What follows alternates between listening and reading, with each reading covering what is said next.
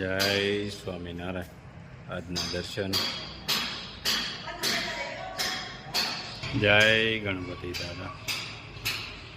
જય Kashtabhanjan Dev. Good morning. જય સ્વામિનારાયણ, જય સિયારામ, જય શ્રી કૃષ્ણ, જય માતાજી.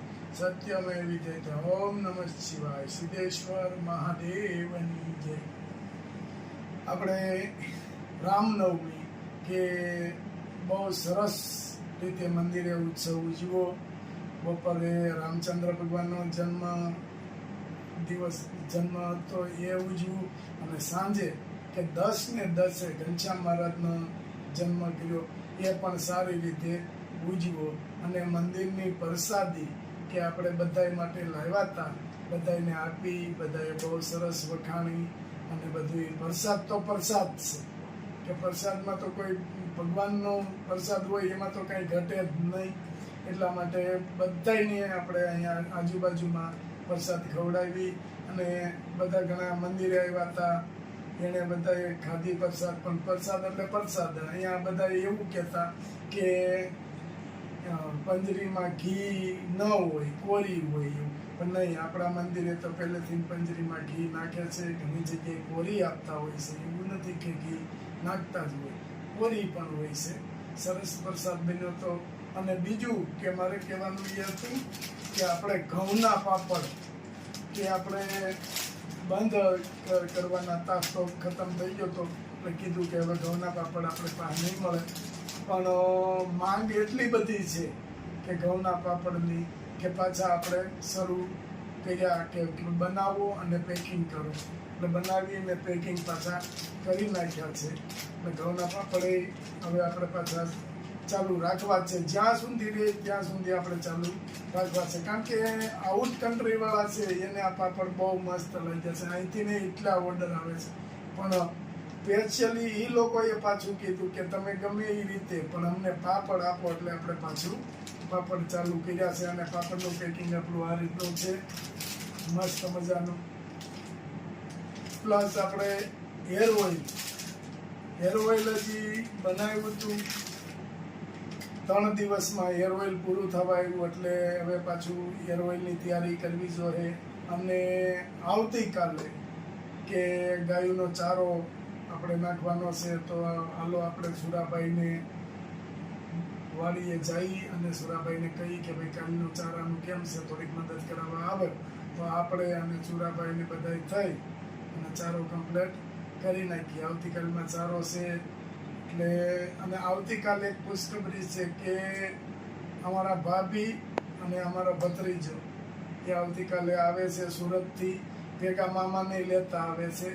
એટલે 3 જણા સુરતથી કાલે આવે છે. એટલે કાલથી પાછું ઘર આપણું ભર્યું લાગશે. અટાણ સુધી તો 2 જ વ્યક્તિ ઘેરે, એટલે થોડુંક સૂનું લાગે. પણ કાલેથી 1 મહિનો કે અહીંયા ભર્યું ઘર લાગશે. અને બાને પણ તબિયત આમ તેમ અપડાઉન થોડી જાજી રહેતી હોય છે, એટલે 1 મહિનો અહીંયા રોકાશે. એટલે એને શરીરમાં પાછું થોડુંક વળી જાય. પેલું કામમાં પૂરું જમવાનું ના તે ન થતું હોય, એટલે થોડુંક અપડાઉન થાય. પણ કંઈ વાંધો નહીં, ભગવાનની દયાથી કાલ આવી જાય છે. તૈયાર રસોઈ મળશે. 1 મહિનો અહીંયા મળશે, પછી 1 મહિનો સુરત જાહે એમની જોડે. એટલે બાને કમ્પ્લેટ થઈ જાય. બરાબર, ચાલો. જય સ્વામિનારાયણ. જય સ્વામિનારાયણ. કેમ છે? બહુ સારું. સારું છે ને? હા, બોલો. દીકરાના પટામાં હું દસ હોય. હા, ઈને પડ્યા હતા એટલે પાછું પૂછવું પડે ને. જે કાંઈ પડ્યા હોય તો પડ્યા હોય. હા. એ તો ભલે તરત ઊભું થઈ જવાય.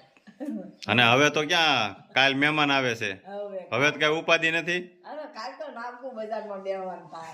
હાલે લે બેનપણી પાસે બધાય સત્સંગ કરજો.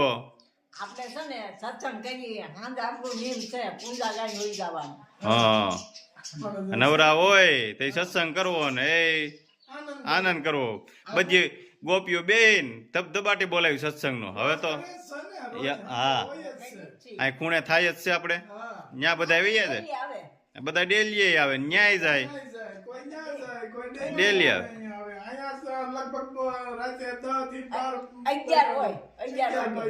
શું વાત છે! તો મજા આવી જતી છે. એમાં આ ગરમી આટલા તો સુરત ફરવતું નથી એટલે અહીંયા ધોરવે.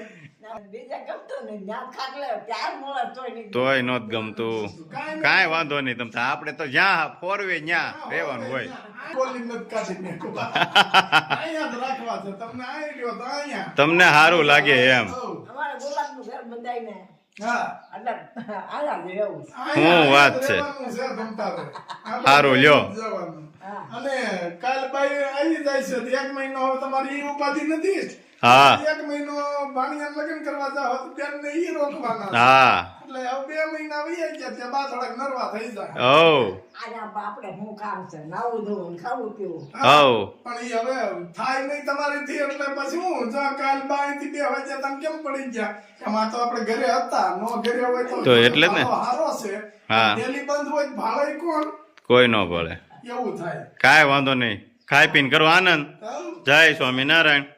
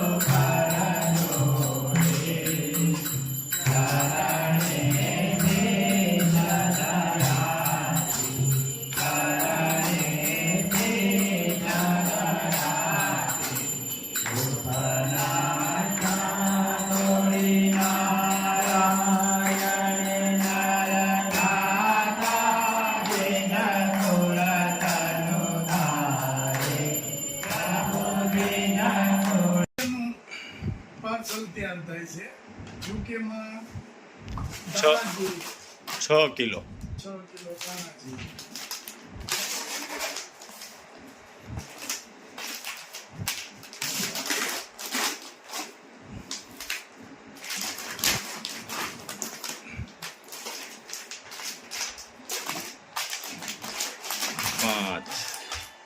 પાંચ કિલો જે 1 કિલો નાખવાનું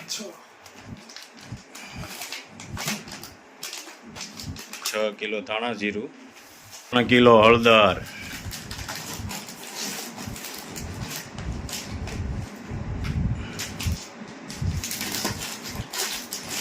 કિલો હળદર.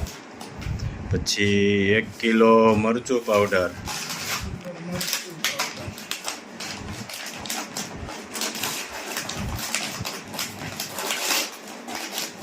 1 કિલો આખું જીરું કિલો જીરું.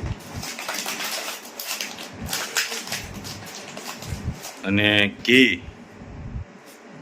જે ઈ બોટલમાં ભર્યું છે ઘી ઘી. હા હજી પાપડ રહી ગયા એ બીજું બોક્સ કરીએ 5 કિલો પાપડ પાપડ છે. કઈ નહીં એ બીજું કરી નાખીએ નાનું. હા એટલે થઈ જાય. યુકેનું પાર્સલ હા અહીંથી સુરત જશે સુરતથી બોક્સ ભરશે અને એક સાથે બધા થઈ જાય છે અને આ લિક્વિડ જાય છે 2 બોટલ હા 3 કિલો કોઈ જાતના એક્સ્ટ્રા પૈસા નથી એક્સ્ટ્રા ચાર્જ કોઈ જાતનો અને અહીંથી સુરત મોકલીએ એનો પણ કોઈ ચાર્જ નથી. નથી બિલકુલ ફ્રીમાં છે બિલકુલ ફ્રીમાં. 5 કિલો પાપડ ઘઉંના કમ્પ્લેટ જો બોક્સ બીજું હતું તૈયાર થઈ ગયું આ એક બોક્સ રેડી આ બીજું